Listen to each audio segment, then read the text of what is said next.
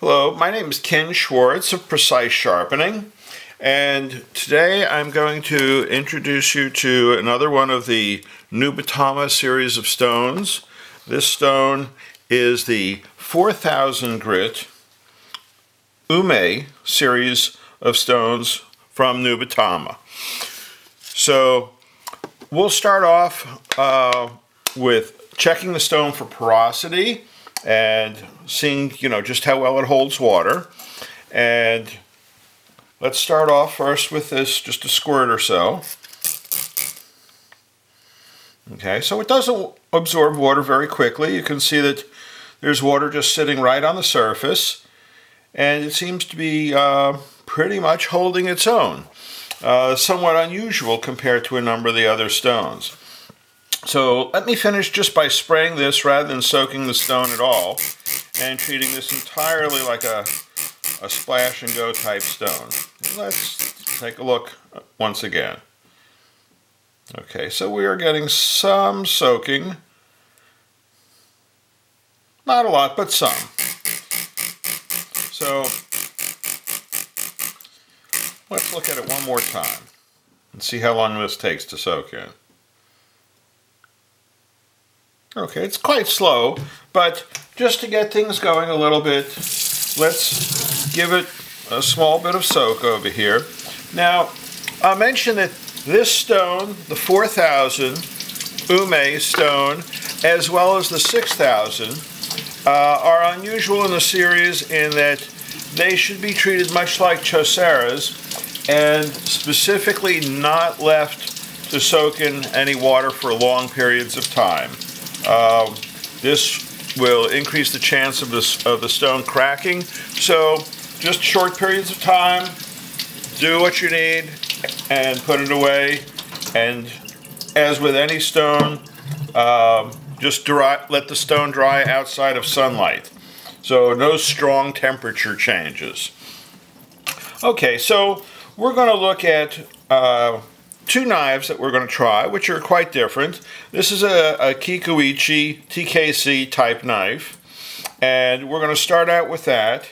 And then the second knife that we're going to use is going to be a Hiromoto Aogami Super or AS knife, and this particular one is a 300 millimeter sujihiki. You can see that this is the Aogami Super steel sticking out along the edge, and there's a softer stainless clad sealing around either side. So you might call that a sanmai type construction or a clad construction. So let's start in with this. Again, it's holding its water pretty well. It would benefit from about a 1 or 2 minute soaking. We'll go ahead, and this knife, to begin with, is pretty dull. The sides of this knife were in somewhat rough shape, so I've cleaned up the sides of the knife, removed a number of the scratches, and we're going to start in at this point.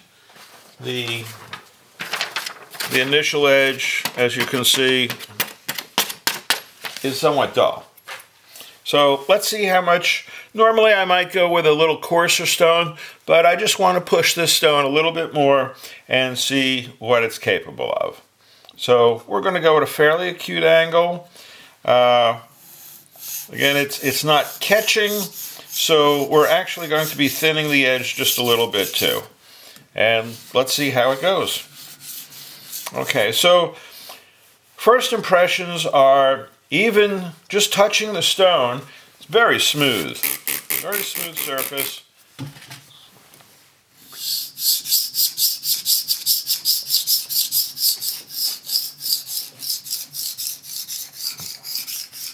Okay, we are getting some metal swarf. Appears to be a pretty hard stone. You can hear it's a rather quiet stone.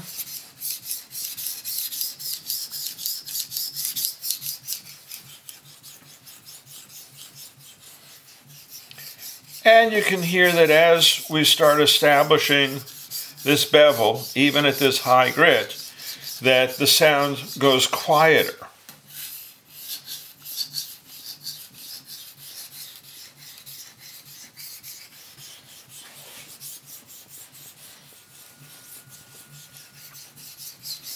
So I'm pressing fairly hard. We're getting essentially no mud at all, but just some very fine metal swarf.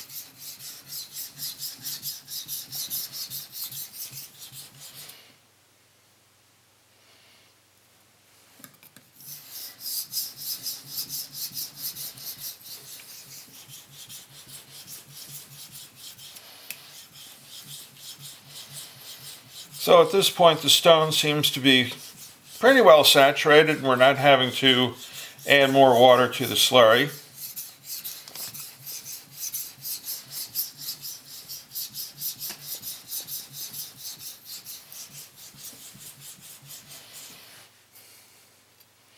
Okay, I can see we're starting to get a good bit more of an edge. Now, I'm not going to bother to get the burr on that side. I'm going to switch over because, again, there's not a whole lot of sense on a somewhat dull knife to worry about getting the burr on one side and having the other side completely dull, because you're going to be getting a burr off-center from the edge that you want to have it on eventually anyhow.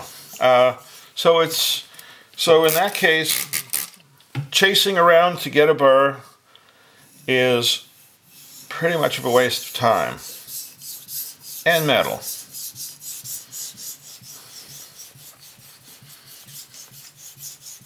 Okay, so the stone is quite quiet.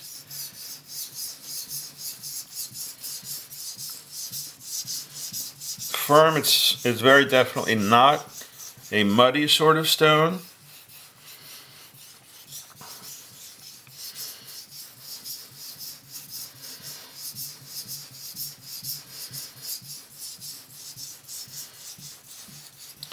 So this is much more, let's say, Shafton-like than, let's say, if we were to compare this to a 5K Chocera, which develops a lot of mud. This develops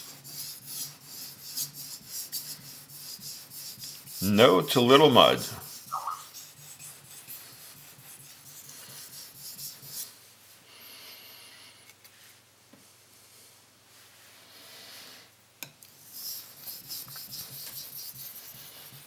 Okay, we'll add a little bit of water.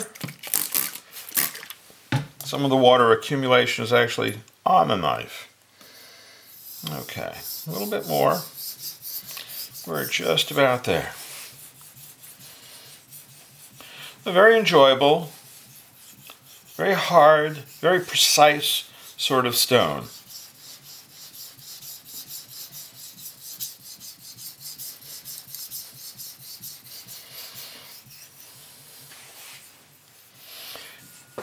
This stone should also work very well for other tools. I would certainly think that this would be a very reasonable stone to use in the 4,000 grit range for something like straight razors.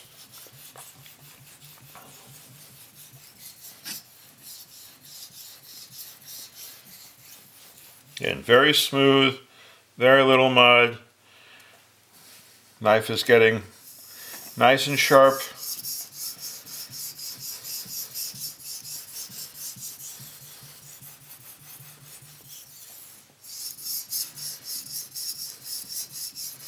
I'm going to put a little bit of a micro bevel on here, and by that I mean I'm going to bring it up, instead of this angle that it's at, bring it up a couple of degrees.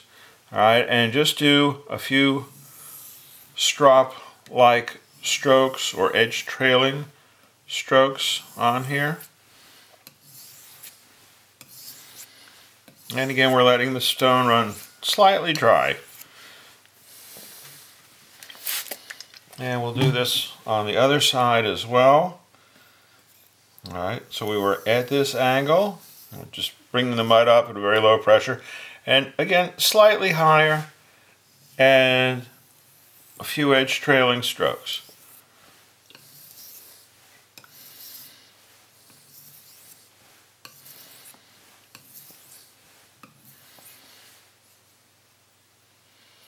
Okay.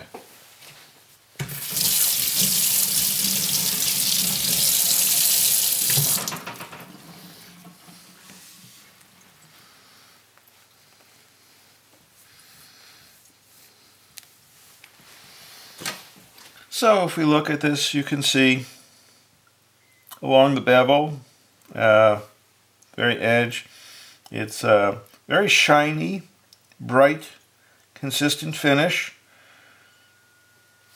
Let's see what it cuts like. Okay, if you remember earlier, it didn't quite slice cut at all. That's not a problem. Push cut, also not a problem at all. Very nice stone. Again, that extra caution about not leaving the stone soaking. I would just simply, at the end of a session, just wipe it off, give it a little quick rinse, and store it. If you want to wick out some of the water, sometimes what people use is a little bit of some Japanese newspaper, more traditionally. I don't think there's going to be a great deal of difference between that and American newspaper, but there you go. This stone is available at Chef's Knives to Go. Again, this is the 4000 grit Ume stone from Nubatama.